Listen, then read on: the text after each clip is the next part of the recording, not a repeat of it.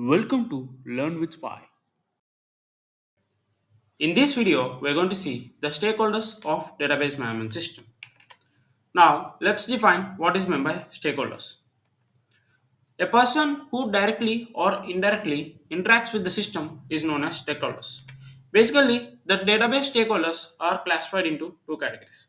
The first one is actors on the screen, and the second one is workers behind the scene. So now let's see what is meant by actors on the screen. The people whose jobs involves day-to-day use of database are called as actors on the screen. We have five different actors on the screen. So the first one is database administrator, and the second one is database designer, third one is end users, fourth one is system analyst, and the fifth one is application programmer. Now, let's see about database administrator. In an organization where people uses the same resources, so these must be maintained by a chief administrator. So similarly, database environment most important resource are database, which is related to hardware and software.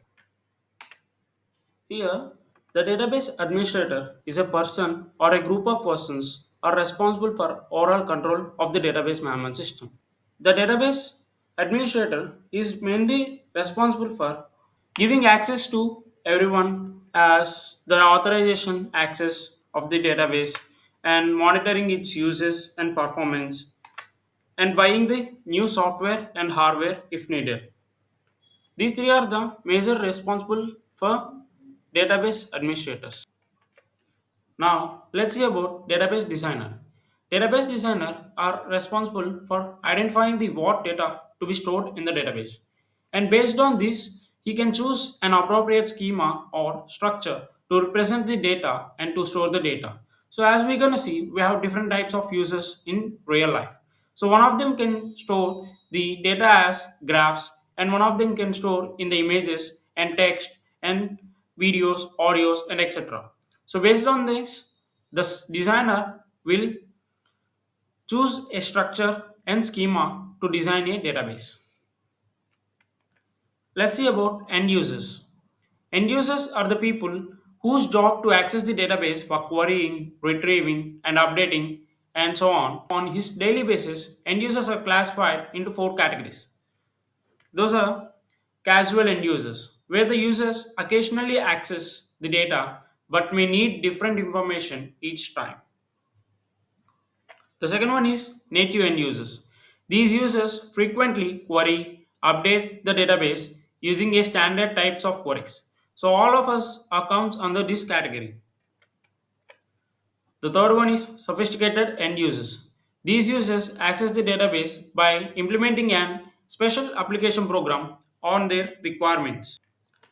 The fourth one is standalone end users. These users retrieve the database in a menu driven or graphic driven interface.